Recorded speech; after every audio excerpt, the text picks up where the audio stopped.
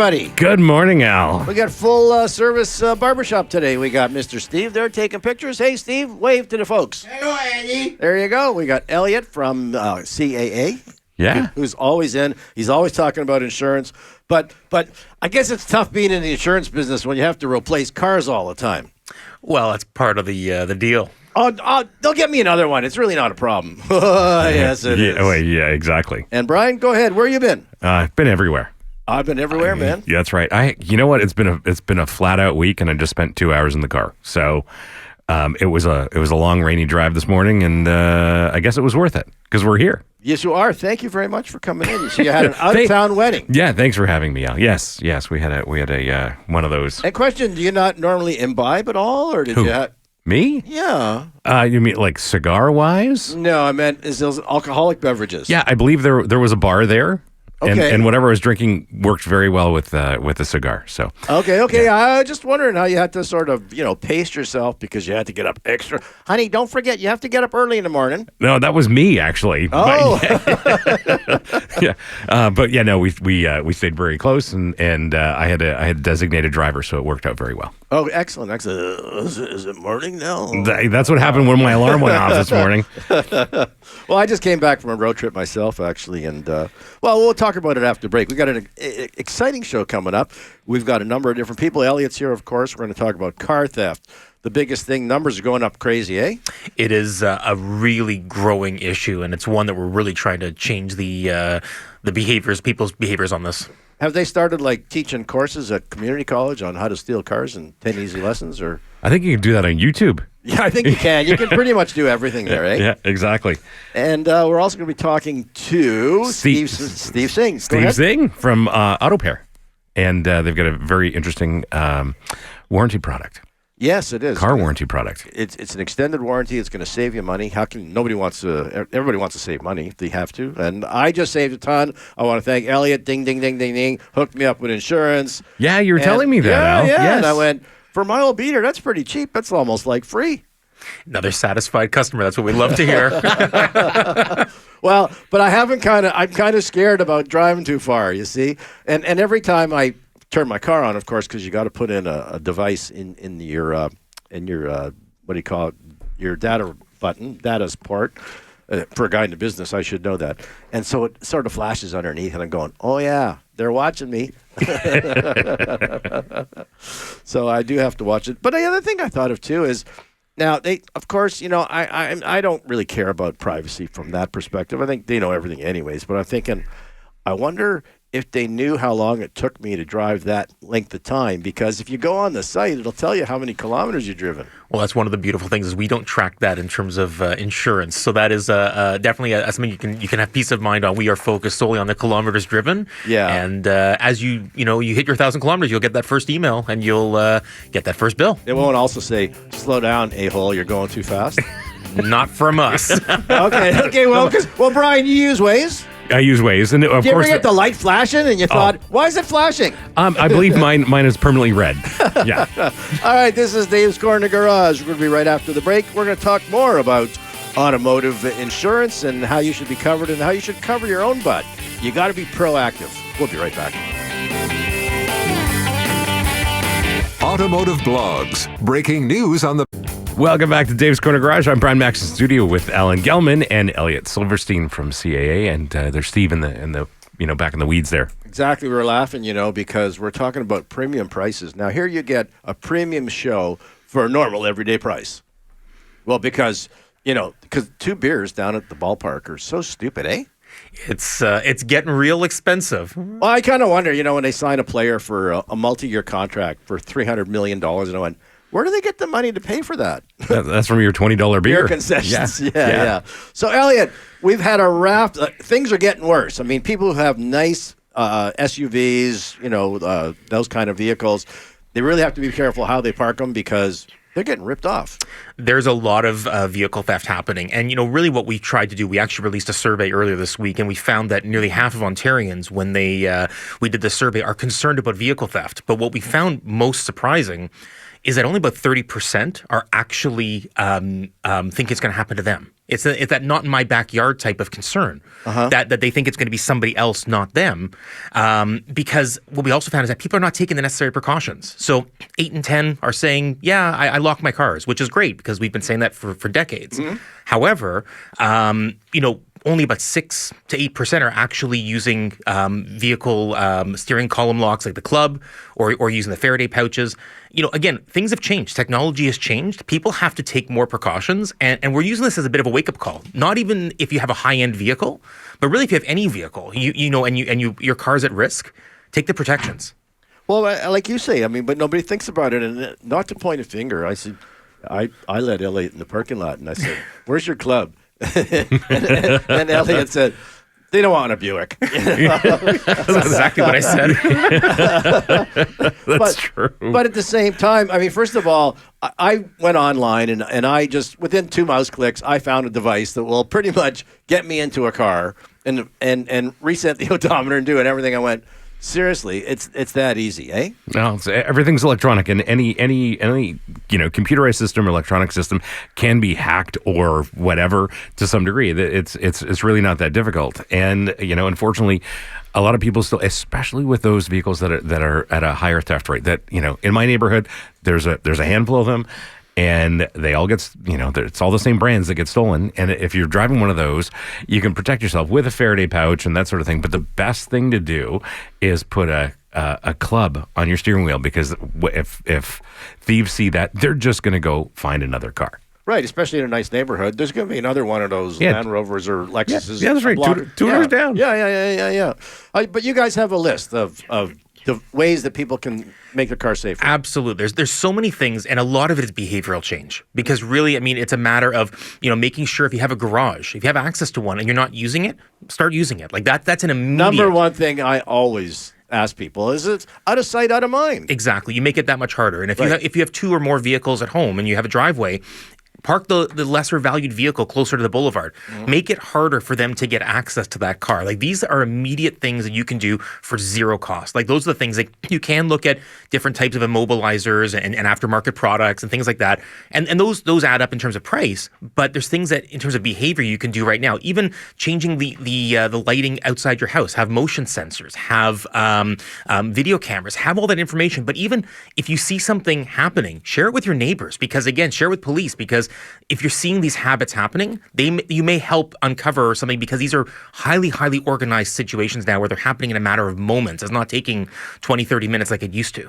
I always laugh and people put the videos up on Facebook, because this was my garage, my driveway at 3:00 last night. Great pics, but it obviously didn't stop somebody from stealing your car. No, of course not. And it was so dark, and the people had masks and hoodies on, so you didn't know who it was. So I thought, okay, I just spent a whole lot of money for this, but it's not working. Right.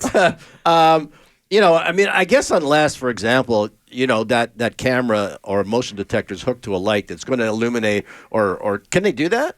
Yeah, of course. Yeah, and then now if they stop and when the lights start flashing, is the guy going to just flash a peace sign and keep going? Or? Maybe. But it's like there are a lot of cars, and they're very easy to steal quickly. You can gain access to them so quickly that it really doesn't matter.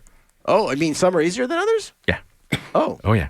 And really what it comes down to, one of the things that we're looking at is we're looking at short-term and long-term. So we're talking about short-term today. Drivers changing behaviors. They need to figure out how to keep their vehicle safe when they're on the road, parking in a shopping mall, whatever it may be. But we also need the manufacturers to do some more. Like, this is a broader issue where if the vehicles are that easy to access and the technology is there to make your convenience so much easier, they need to tighten those things up, because we don't want this problem to continue 4, 5, 6 years down the line. We could go backwards and go back to keys. Wouldn't that be amazing? Yeah, really. If you don't have a key, it's more difficult to get into a car without a key. Sometimes. Was this your prior life, or when you were an adolescent? Steve told him that was his career. He told me all about it. All right, we're going to talk lots more about car theft, or how to stop your car from being thefted, and lots of other things too. Actually, right after the break, we're going to have Steve Singh on the line from AutoPair. You're going to find out what AutoPair is all about. We'll be right back. Want to see how photogenic we are? Check out our... Welcome back to Dave's Corner Garage. I'm Brian Max in studio with Alan Gelman and Elliott Silverstein from CAA. And joining us on the line is Steve Singh from AutoPair. Steve, how are you? I'm very well, Brian. How are you guys doing today? Fantastic on this rainy Saturday. So tell us about AutoPair. It's a fairly new company, right? Yes, it's fairly new. We're Canada's first direct-to-consumer warranty provider. So basically, instead of having to return to your dealership for whatever make and model you drive to get extended warranty, you can now buy it directly online, easy fit, simple plans. We offer great coverage. And the advantage of buying it direct is you're saving the middleman, right? You're saving tons of money. Unfortunately, the way the business is designed, the automotive selling industry today, is that automakers, auto providers, they tag on a premium for these warranty plans and they resell it to their customers. We offer it direct to consumer at the dealer cost.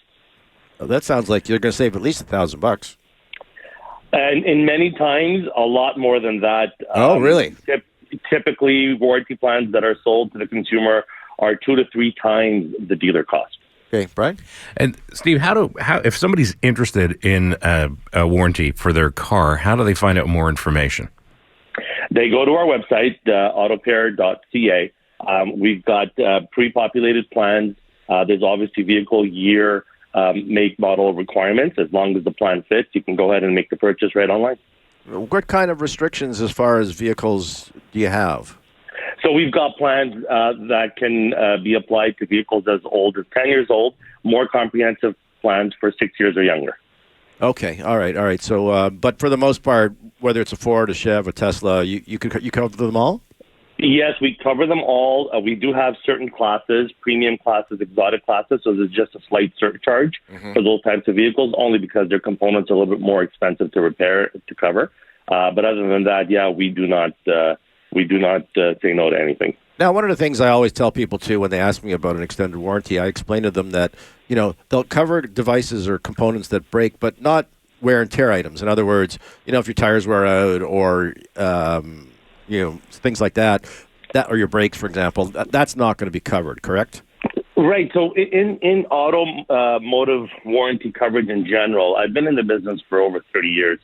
And I still hear sometimes people, even when selling a new car, bumper-to-bumper warranty. There's no such thing. So even when you buy a brand new vehicle, for example, your brake rotors, your brake pads, those types of things are not covered. Correct. So we've approached it in a much more simpler way. On our website, and when you do purchase the warranty, it's listed on your contract. Every component that's covered is listed. So it's a simple promise. If it's a listed component, it's a covered component. It's that simple. Now, Steve, one of the things I joke about with my friends, they ask me the question about buying certain premium European brands without a warranty, and my general answer is don't buy that without a warranty. And you provide a solution. For example, there's a premium German brand, cool car, but it's out of warranty, and it's like just past that warranty expiration. AutoPair can then cover a car in that situation. Absolutely, we can cover that car. So whether you're out shopping for a car and a dealership's trying to sell you an extended warranty, please have a look at ours. Or if you own vehicles currently in your household that are about where coverage is about to expire or it has expired, please visit AutoPair, take a look. We have coverage for you. I've only got about 2 minutes left, but I just wanted to ask you quickly, what's the procedure? My car broke down on the highway. What do I do? So when you break down on the highway, of course, get to a point of safety. So get it towed. Get it towed to a repair facility of your choice. Once the vehicle's there during business hours, your repair facility can diagnose your vehicle. And if the breakdown is a covered component, then we'll cover your towing. We'll cover the repair within your claims liability of the program that you've chosen. So basically the repair facility calls your claims department? I'm sorry? The repair facility would call your claims department then? The repair facility can call us, or the owner of the contract or the vehicle can upload to our submission portal the diagnosis, and we've got an extensive claims department. They'll review it, look at it, see what the cost of the components are, that sort of thing. If there's any additional questions they may require, they'll reach out to your repair facility and try to get your car back on the road as quick as possible and as easy as possible for the customer. That sounds great. And you make it easy because you transfer the funds yourselves? We transfer the funds. So when you purchase a warranty, there's a 4 to 6 week window in which you get our AutoPair warranty card, and it's a Visa logoed card, so it's issued by Visa. So it's essentially a loadable card, and when there's a claim approved, you will load the funds on the card. You use the funds to pay your repair facility, and off you go. Now, for retired people that maybe do longer road trips, you're covered right through North America. Is that right?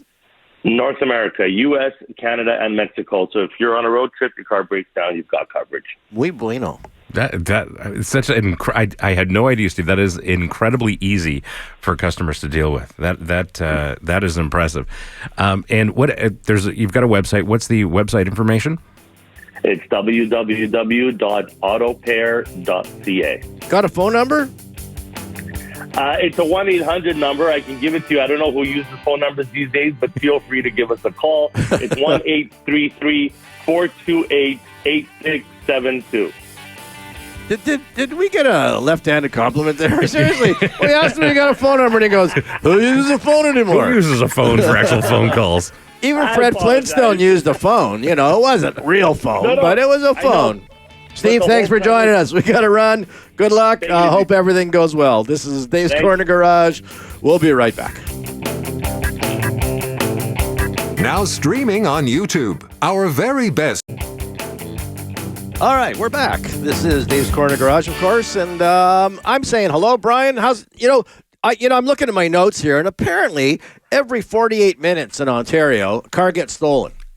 It is a unbelievable stat when you look at it and say, basically less than an hour is happening in Ontario, and it's a growing issue. I mean, it's getting worse and worse because the technology is easy to get access to these vehicles. Well, yeah, I know from talking to friends that everybody knows someone who's had a car stolen. Oh, I know people who have. My watch guy had his Lexus stolen out of his driveway, and there are certain brands, certain vehicles that thieves simply know are easy to steal. Obviously, he wasn't watching close enough. Well, that's exactly it. So my first in this case, my first question was, "Do you have a garage?" Yeah. Why wasn't your Lexus in your garage? I don't know. Okay, well, here you go. But that doesn't stop anything, because with some of these vehicles, they can be stolen from a mall parking lot quite easily as well, let alone your driveway in the middle of the night. And one of the issues, because I drive all kinds of new cars, and thankfully none of them have been stolen, but I keep mine in the garage nonetheless. But if you're driving one of these things and they get stolen, you do have to take some precautions. But at some point, this has been going on for years now, and at some point, car manufacturers have to take some responsibility for this. And that's the important part. This is a shared responsibility. The problem is not going to be resolved by just one group. So it's not going to be consumers taking, greater vigilance, and that it's going to remove the issue. There needs to be, everybody working together, and that means insurance companies, it means law enforcement, it means government, it means manufacturers. Everybody has to do their part. To fix this, everybody has to roll up their sleeves and do their part, and kind of say, we're part of the challenge, we're part of the solution. Right, and people think that, what's the big deal? The insurance company will get me another car. Well, there's two things. Number one, three things. You have to pay the deductible. Number two, your insurance rates are going to go up because your car got stolen. Number three, there's not a whole lot of cars around. So, they don't just have another one at the lot, letting you just, put new plates on it and you take it tomorrow. That's not going to be the case. And that's the real challenge, that people think it's a victimless crime, but it's not. Again, yes, insurance is there to help you get back on the road as quickly as possible after these things happen. But again, when we're seeing the number of thefts that are happening and the value in which that the write-offs are happening because these cars are stolen, we're talking hundreds of millions, if not billions of dollars in losses for the industry. And what we want to avoid is that the consumer is going to see down the road increases on their insurance because the industry has to cover off these losses. I mean, people have to pay for it. You say, yes, my insurance is going to cover it. I'll get a new $40,000, $50,000 car. But when you multiply it how many times it is, somebody has to pay for that. And what I don't want to see is people seeing their insurance premium next year and go, why am I up 10%? Why am I up 15% as a result of this? Who knew that insurance is actually a business? Who knew? But this is the thing, especially the types of vehicles that are getting stolen. They're not the $10,000 used car that are getting stolen. Sure, those get stolen, but you've got $70,000, $80,000, $100,000 SUVs that get stolen all the time, and this is a real problem. That's exactly what happens in my neighborhood. It's so true. I mean, we talk about it that a car is, for many people, their second largest possession outside of their homes. And realistically, are people taking enough precautions? Well, when you look at your house, do you leave your front door unlocked? No. Do you take the proper securities? Absolutely. Well, why aren't you doing the same with your car? Because again, for a lot of people, a car is not just a luxury. For some people, it is a matter of opportunity for them to get their job done each day. So it's a huge violation. And that's why we're coming out now. And not necessarily pointing the finger, but saying like everybody has to do their part. And some of the easiest things to do is having consumers change behaviors because it costs nothing, while we work at some of these other issues like manufacturing, which is going to take more time to bring about those solutions. I've seen on TV, on YouTube as well, where people put up, this is what happened to my car last night. In a lot of cases, the cars are left open, and they're just people, they're just poor people who are rummaging through it, looking for change or something, they can steal quickly. So that's one of the things you need to do too, is make sure everything's out of sight. Everything should be out of sight. Again, it's a reminder, keep all your valuables hidden. A lot of that conversation happens during the holiday season, but really there's no bad time to be doing that, because again, it's that false sense of security. It's running to your local coffee shop saying, I'm just going to leave my car running for 2 minutes while I go pick up my coffee. Well, that's all it takes. I mean, regardless of the type of vehicle you have, that's all it takes to get that car moving. You come back out, you've got your cup of coffee, you just don't have your car anymore, and that's a challenge. I think they should not insure people who are that stupid, okay? And I got to say, how many times, especially in the wintertime, I'll leave it running, it'll warm up. I'm only going to be a minute. How long can it take to run into Timmy's and get a couple coffees, okay? Yeah. No. The best one, Brian, you'll like this. Okay. I've asked somebody, why did you do that? And he goes, well, it's not the type of car that people can drive anymore. And I said, excuse me? He says, well, it's a standard shift. So most people can't drive standard shift, so they're not going to steal it. I went, you're an idiot. Well, the joke is what is it? The millennial anti-theft device. The third pedal. Yes, and the shifter. And that's not a bad thing. Yeah, we do have a manual at home, and that's more because it's fun to drive, not that it's more difficult to steal. But to be fair, I don't know how many young car thieves could actually drive a manual transmission. It could be one of those deterrents as well. It's much like when you talk about the steering wheel locks, like the clubs. People look at that and they say, okay, that is on the steering column. I need 10 minutes, 15 minutes to break that open. I didn't pack my hacksaw today, so I don't have it with me to break it open. I'm going to move on to somebody else. And not that we want somebody else to have that misfortune, but it's great relief that you wake up in the morning knowing your car is still there. It is an extra 30 seconds to unlock it, but really that's a small price to pay to have your car there each day. And a club is cheap, right? They're not expensive. Probably about $50 or so.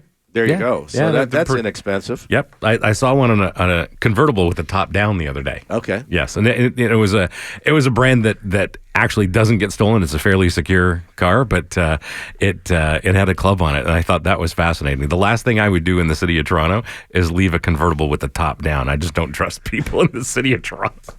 Well, you know what? In the old days, I remember going through this back in the 80s, those old days, where cars were made so poorly. The ignition lock was usually made out of plastic. Like the key portion was metal, yeah, but the actual housing was plastic. And if you just took a hammer and hit it, the whole thing would break and fall apart. Chryslers were famous for that. And people going, why did someone steal, an Omni or that kind of car? And it was just like, I needed a ride home when it was cold out, and I figured it out. Someone told me how to do it, and it worked. But now, I mean, the cars aren't. But in a certain respect, I'm thinking they don't have to reinvent the wheel. We could go back to the keys, and I mean, that wasn't so dumb. It did work. It did work. Well, I mean, one of the things that's really interesting is that in Canada, we have the vehicle immobilizers as part of the requirements for vehicles. We don't see that in the U.S. So we already have, as part of our laws, stricter rules for manufacturers. But that's almost 20 years ago now. So again, things have evolved. A lot of things have changed. The access, the technology has changed. And so do manufacturers. We need to really, again, it goes back to shared responsibility.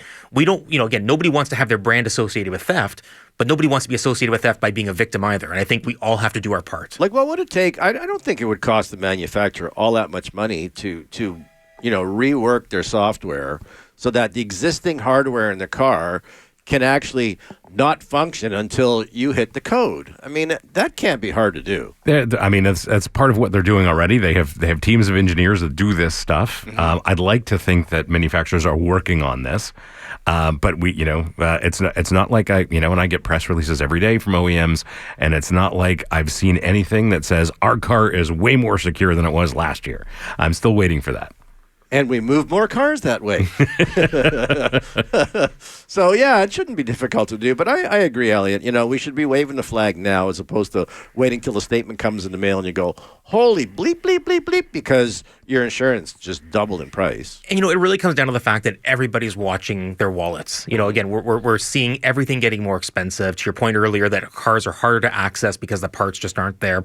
We don't want these problems to grow. And our approach at CAA is always be proactive versus reactive. So this is really trying to sound that alarm, tell people what they need to know so they can make the adjustments for their own lifestyle.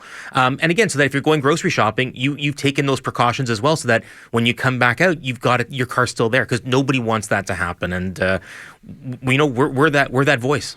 Elliott, we've been talking about a lot of different ways that people can prevent theft, do their part. And we've talked about a bunch of ideas. What are the top 3 things that people can do? So top 3, if you have a garage, use it. Have a steering wheel lock if you can.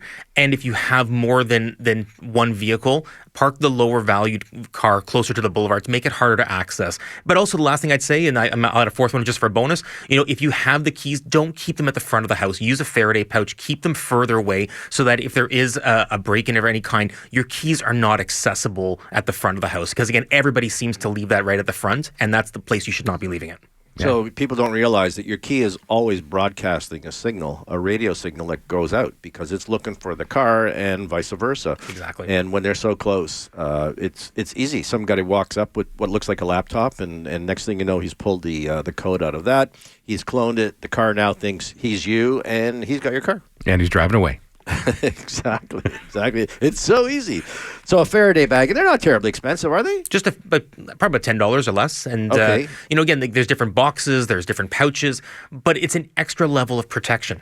It provides people that assurance that at least they're not going to get access to the radio frequency. Is it going to remove the risk? Absolutely not. Is it going to minimize it? 100%. Well, right, because at the end of the day, like we've always said too, if a guy really wants your car, he just has to bring a tow truck, and it's gone, right? But they make a lot more noise than they smell. They do. Now, I did see a tow truck the other day, and it was towing a new Mercedes G-Wagon, which a vehicle I don't like. Never tested one. Not interested in driving it. And I couldn't figure out why the cops were there. Couldn't figure out why the tow truck was there, and put 2 and 2 together. And I'm pretty sure that the gentleman was using his phone and was now getting his car impounded. Oh, wow. I thought maybe it was in use of a crime or something. No. Well, it's a crime because how ugly that car is, but that's another story for another day. Yeah, what's the G stand for? Any idea? Gelandewagen. Oh, because it's so big, right? Yes. It's like a Jeep Wrangler by Mercedes-Benz. Very trendy. Ugly though, eh? It's not pretty. No. Gee whiz, it's dead. We better call a tow truck. All right, we got to run. We're going to be back after the break. We're going to be talking to Mike Wilson from, I don't know where he is right now, but he's from Hagerty Car Club. He's going to tell us what events are coming up, rain or shine. We'll be right back. Good RV etiquette makes for happy camp. Car culture for the classic car lover. Mike Wilson, what's going on in car shows this weekend? Hey, good morning, Good folks. morning. How we doing? Hopefully better than the rain. Well, how's that the old Pontiac of yours? That 66 convertible? What color is it? It's bright red with a black top, so it's perfect color combo with the red interior. Gorgeous car. Did it have the SS option with the shifter on the floor? It does have the shifter on the floor, which is nice. It's a Sport Deluxe convertible, 66 Beaumont. So it's kind of a crummy day to be out testing, building a car drive that we're going to be hosting later in the fall. So doing some, leg stretching today with the Hagerty Mobile, we call it. That's it. Sounds good. Now, you've had it for long? We've had it for about a year and a half now. It's just, your regular, it's a numbers matching, drive line in it. It's the 283, V8, only a, small 190 horsepower, but a 2-speed power glide automatic. Nice little cruising car for sure. Granny's grocery getter. See, that would be honestly, Mike, and this would probably offend you, but that would be the perfect mobile cigar lounge for me. Right? Hey, I know, Brian. You would certainly get a kick out of that, right? You could air it out quick too, right? That's the whole Take it idea. Back to the office, and who knows what happened. So that's our secret. That's right. So, Mike, it's raining today, but apparently the weather's going to be good tomorrow. Where are you off to? Oh man, the weather is, we've ordered up some nice weather. We've got the Brits on the lake, so it better be nice. This is the classic motoring revival show, downtown in Port Perry. So it's going to take place in between Queen Street and Water Street from 9 a.m. till 5, and it is a rain or shine event, but we definitely will be there. I'm not going to take the Beaumont. I'm actually going to take my Cutlass for that, but I gotta try to run some gas through that car. But so we're definitely going to be out at that one. So we've ordered up some nice weather. So come on out if you're looking for some nice eye candy down by the lake. Now, did you say Brits on event?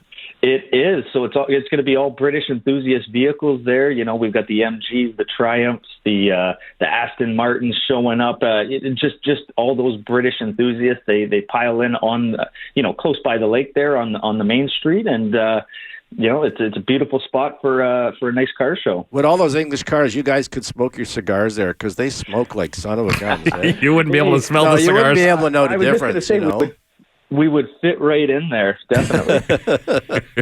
That's it. But no, it's what? August itself is turning out to. It's always a busy month. We're trying to cram so much in July and August and into the fall here. But we move into Oblivion, which is a really neat show for myself. I love the 80s and 90s car culture. Mm-hmm. So Sunday, August 13th, they're having their event, the Oblivion Car Show, and they usually do a theme as well. This year, it's actually a nice day for a white wedding, so kind of cool. And us with Hagerty, we're actually going to have a nice booth there, but we're also going to have a display. So if you want to renew your vows, your car vows, we should say, you can certainly come and get a picture taken and nice display and renew your vows with your car. It's kind of a neat little tie-in to the nice day for a white wedding there, right? But are you going to be dressed up like Billy Idol? That's the thing, right? So should we go in tuxes or what? Hagerty branded tuxes? I don't know. No. I think you should go like the James Dean kind of character, the T-shirt with the sleeves rolled up. But the spiky hair, like Billy Idol used to. Like Dumb and Dumber there, getting all dressed up in the fancy colorful tuxes. I love the 80s and 90s car shows. I've been going to those for a long time. When they first sort of popped on the scene in California, love going to those, and I love a lot of those cars. I'm definitely looking forward to Oblivion. Except for the cars, does the actual show any different? Not really. It's focused all obviously on the 80s and 90s cars, but it's not just your average car show. There's a lot of games, like arcades that are set up there. So to take you back to the 80s and 90s, they're playing all the tunes, and everybody that comes in their cars seems, 85% of them seem to dress up to that period as well. So it's a whole event, I would say, outside of just a car show. So Sean Nana is not going to be playing there. I don't know. I'm pretty sure they're not. A little different era, although it's still one of my favorites. The 50s, of course. So Oblivion is August 13th. The 13th, and the same day we're actually going to be at Cops and Rodders as well. So the Hagerty staff, we're stretching our team real thin that week because the same day out in Hamilton in Bayfront Park, the Oblivion show, it's in Oakville, but this Cops and Rodders show, they pull in, anywhere between 500 and 700 cars as well. So that is on Sunday as well. But they do have a rain date for that show. So that would be September 17th at Bayfront Park. Yeah, I'd wonder when people have so much time and effort involved in restoring these cars and then keeping them clean, they're really going to drive them in the rain? I don't think so. Right. It certainly hinders the participation, let's say. Even if it doesn't rain, the threat of rain or cloudy skies, people will still, be deterred from bringing their vehicles out. So, although I from watching some of the shows on the Speed Network, the other thing people do, they have these rat rods, I think they call them, and it can be a rusty old car, but they want the patina, right? Like they want the rust, but then they put a clear coat or something on it. Then I guess if you had a car like that, you wouldn't mind taking it out in the rain. Yeah, you get caught in the rain, have some fun with it, right? That's why I always say, like, those types of vehicles would be neat to have because you could take it in any kind of weather, really. I don't know about the snow, but hey, that's a different conversation. Well, We're not there yet. No, hopefully the snow stays away a little bit longer this year. Now, my view is that cars are meant to be driven, and I can appreciate there's a lot of cleanup involved if you've got a meticulous car after the rain, but cars are meant to be driven. They don't melt in the rain. Exactly, and the more they sit, it just hurts them in the long run. You're putting more money in them to maintain them, so the more you can stretch their legs, get the grease flowing, that's the best thing for them. And Hagerty is the company when it comes to having classic cars. Is that right? Oh, definitely. We are the number one spot. I would certainly say for these types of collector vehicles. Again, they don't have to be your antiques or classics or your muscle cars. If you've got a specialty vehicle right up to current model year, we're certainly the fit for you. So if I have the Munster Mobile, I could get it insured without a problem. We would love to talk, definitely. Maybe the Flintstone Mobile. Hey, even cooler. Let's keep going. Too much work. Are you kidding? You need 2 feet power for sure, and the brakes. After a couple stops, my heels would be gone. Oh, definitely. That's why you got to bring the wife along.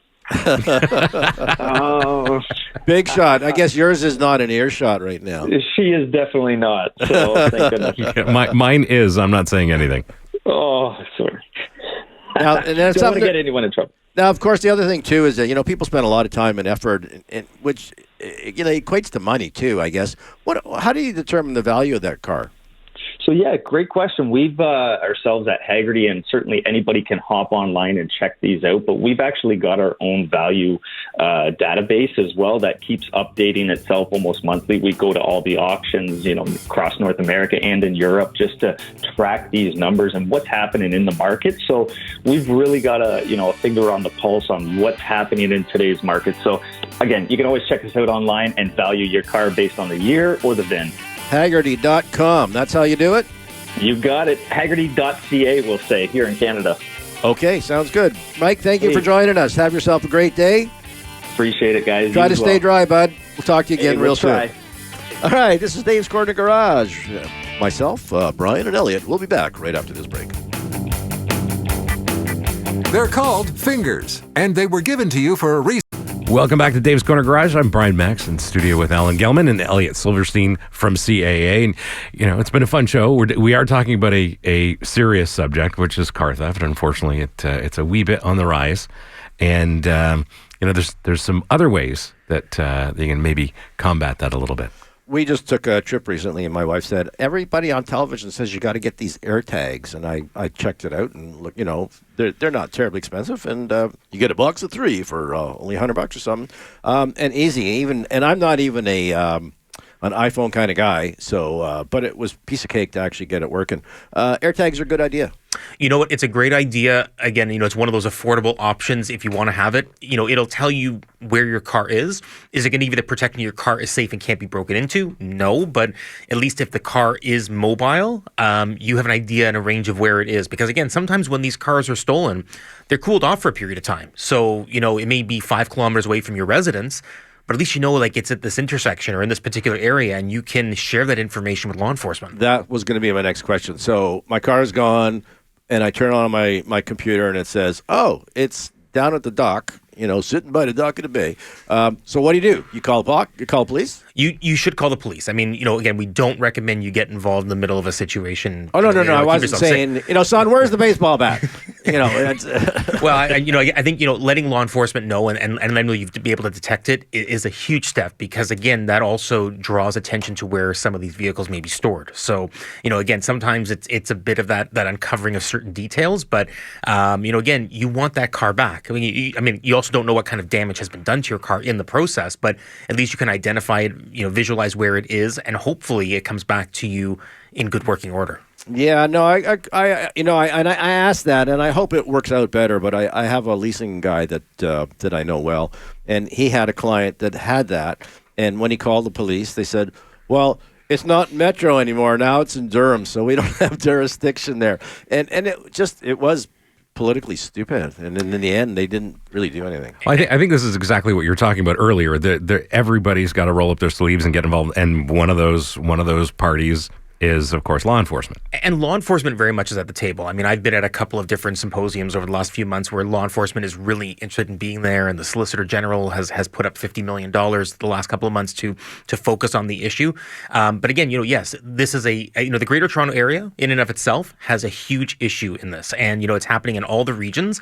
And, these cars are moving around. So we want to try and combat it, not just in Halton or Peel or York, but get it done everywhere because, this is happening primarily in the GTA, but, it can happen anywhere. So that's why we want to remind people to be safe. Well, we want to lock. We want to catch up these bad guys and these groups of people that are doing this, and that'll be good for everybody, no matter where they live, right?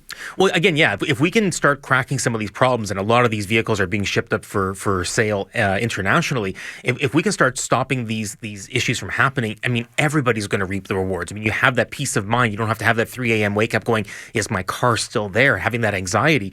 But also, it's going to save us money in the end because, again, if we don't tackle this problem properly, we're all going to be paying for this very soon, and we don't want to see that happen. The other tip you had mentioned is covering over the VIN, the vehicle identification number on the dashboard. That's important? I mean, if you're out and about, having that sheet of paper and just covering your VIN, just, when you're out in public. I'm not saying you need to do that when you're in your garage and so forth, but again, the VIN information is the lifeblood of a lot of the data in your car. So the more you can cover that, again, that's one additional deterrent, and you don't need anything beyond like a 8.5 by 11 sheet of paper to cover that up. Oh, actually, a business card will do it. Yeah.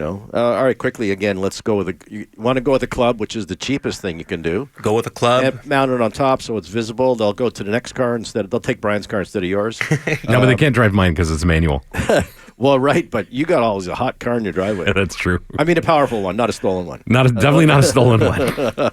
Make sure your doors are locked. Don't leave anything in the open. Like, if you've got a laptop, don't leave it on the seat. Somebody broke in. Well, what do you think, you dumbass? Seriously.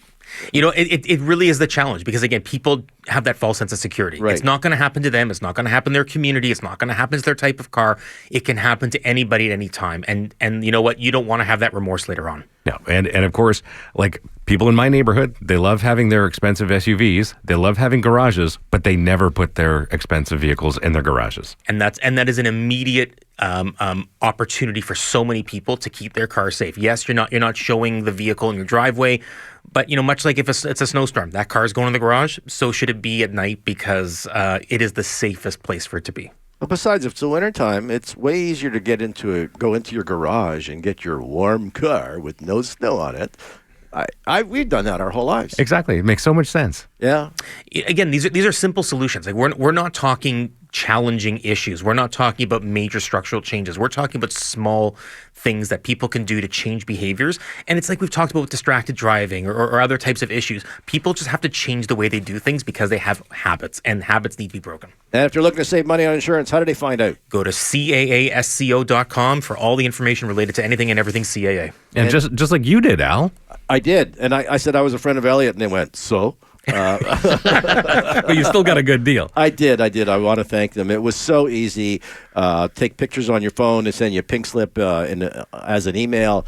I was insured within 20 minutes. And that's fantastic. And that's the experience we want to have people walk away with, is that they've had great conversations and they have the assurance, they have the protection anywhere and everywhere they go. All right, I want to thank Mike Wilson from Hagerty. So if you've got a collector car out there, not a scrap collector, like not one that Sanford and Son be interested in, but an actual good collector car, that's where you go for insurance. And your buddy, Steve Singh from AutoPair. Very, very interesting extended warranty product. Yeah, I would think, like he said, about half the price of what they would charge you at a dealership. Yeah, they're kind of taking out the middlemen. Typically in Canada, you buy an extended warranty at the dealer, and you can buy it direct from them. And, of course, people are keeping cars longer and longer because there's not a whole lot available, which is another reason why you shouldn't let yours be stolen, because there isn't another one to get to.